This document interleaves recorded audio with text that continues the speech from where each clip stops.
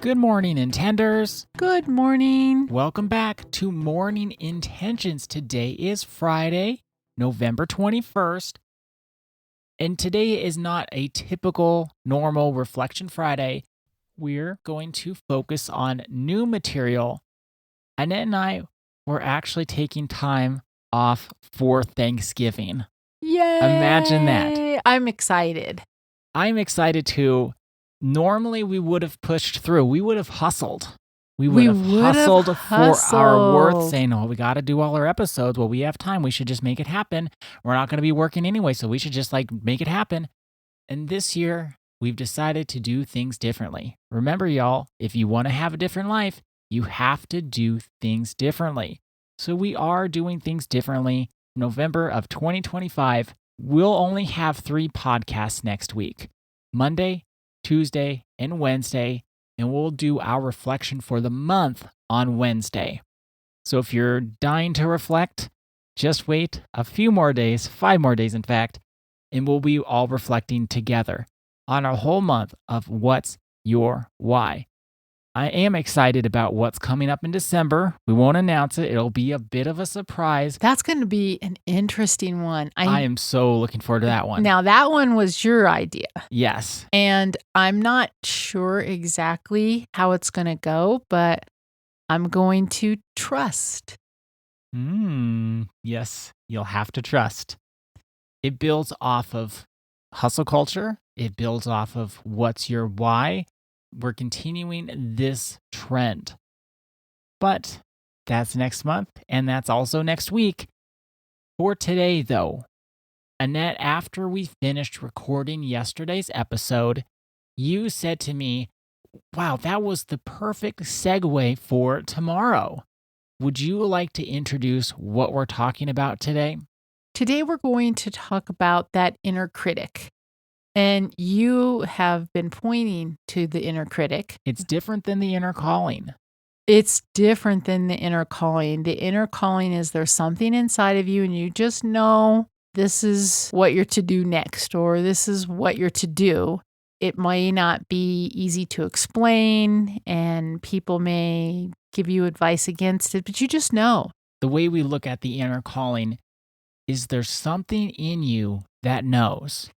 Now, the inner critic is what you were pointing us to yesterday, where you have had perfectionism going on in your life. And boy, have I. And it kept you stuck. And it kept you from showing up fully. And that's what happens with perfectionism. With one form of perfectionism, it can drive us to exhaustion. Another form of perfectionism also can keep us completely stuck. People will say to us, well, I'm not a perfectionist. My house is a mess and I haven't been able to keep a job and that sort of idea. But then when you talk to the person longer and you find out, well, why is your house a mess? Well, there's no way that I could ever have it the way I really want it, right? So this perfectionistic idea is the only way that it's right if it looks perfect. So then they get stuck and they do nothing. The inner critic has such power over how we show up in life. And that's why we started last month and we brought in that value statement as soon as we could. We have all the worth and all the value we're ever going to have simply because we exist. But when we have that inner critic showing up, it really does cloud our sense of purpose. We listen to it and it says, well, you're not doing that well enough. Oh, you can't do that. What will other people say? Oh, have I done enough with my life? Have I done enough with my life? That's why what you were talking about yesterday was such a beautiful example of how the inner critic shows up. The inner critic, in the most simplistic way to think about it, is fear. That sums it up nicely. Well, that's what it is. It's fear. Remember, there's love or there's fear. The inner calling is love. The inner critic is fear. And the only antidote to that fear is love and compassion. Because with love and compassion, when you look at our situation, let's take yours, Ada. Have I done enough with my life? That's fear. Compassion and love would say, you've always done the best that you could. You've always done the best that you could with the tools and the awareness that you had at the moment. So have you done enough with your life? Yes, you have. Because your life is your life. It's not going to look like anyone else's life. And who's to judge what is enough, what is more than enough, what is not enough? That's all that critic mess that we then carry around. And truly, the only way is to bring love and compassion, because that's just a fear-based thought. Perfectionism is just fear-based thought. I'm not enough unless I do things perfectly. Then it leads to those two forms, the person that's going to work themselves to exhaustion, or the person that's going to say, oh, it has to look this way. There's no way I could ever do it. And then they stay stuck. Same thing, perfectionism. But how do we get out of perfectionism? How do we get out of our inner critic?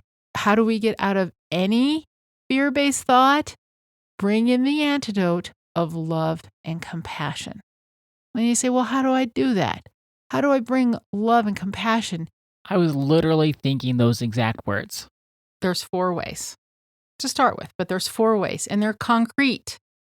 So let's get started with the first one today, and then we'll finish it up next week. The first way is not to fight your inner critic. And we don't go into, oh, no, I shouldn't think this way, I shouldn't think this way, I shouldn't think this way. What we want to do first is to simply recognize your inner critic, because I would bet, Ada, that many of the times that you're saying to me, have I done enough with my life? You didn't recognize that as an inner critic. I did not. It was a habit that you were in. It was a fear-based thought. And so what we want to do first is to notice. We want to get to know it. So what tone does it have?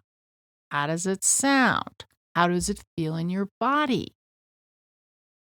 When we start that self-awareness process with our inner critic, we'll get to know it. You can't stop something that you don't know. You're going to start seeing, and that's what we'll do this weekend, start bringing awareness when I have a fear-based thought and I'm either diminishing my value, telling myself I have no value, something to do with my self-worth, that inner critic that's going to make us low. So what does it sound like? What does it feel like? Is there a pattern to it when I'm with certain people? Do I go into my inner critic? When I start thinking about certain subjects, maybe when I start thinking about the past, or when I start thinking about a certain relationship, or when I start thinking about a current challenge, is there a pattern to my inner critic? Because you can't change something that you don't know. So we're not going to fight it. We're going to bring awareness to it. The one thing I want to point out with that, when we're not fighting it, we don't have to believe it. We don't have to agree with our inner critic. Our thoughts only have as much power as we give them. So if we have a thought and we believe a thought, then we start to give it that power. We give it that power. It doesn't have power by itself. So when I give power to the thought, have I done enough with my life, and I believe that thought, I'm the one who gave it that power. Well, because what you probably do is you ask, have I done enough with my life? And typically how you say it is, when this is like classic hustle culture, when you hear about someone doing something That's exactly right. Isn't that right? Yes. I've noticed a pattern, right? So we're talking about patterns here. I've noticed a pattern with you. You will ask that question when you hear about someone who might be your age or younger or a little older, but typically around your age somewhere, where they're doing something significant. And we're all paying attention to them that day. They're in the news, or they're the community that we may be talking to and we may be in, oh, everyone's talking about this. Well, that's when you will say to me, have I done enough with my life? Right. And I'm the one who gives that thought. I'm the one who gives that idea power. Yes. So when we're trying to recognize that inner critic without fighting it, what we're doing is we're listening to that voice of fear that's inside of us, but we're not giving it the power. We're not believing what it says. We're not falling prey to it. We're just listening to that voice. We're listening to the inner critic to recognize it for what it is. It's fear. It's fear. It's not your identity. It's just a thought. When we have a thought, remember we always say, just because you have a thought doesn't mean that you have to believe that thought. But you have to recognize, first of all, that you're having this thought and it's fear-based. So our intention for today and for this weekend is, I will recognize that my inner critic speaks from fear, not truth. I will not fight it. I will recognize it. I will recognize that my inner critic speaks from fear. It's not the truth. I will not fight it. I will recognize it. Thank you so much for joining us today.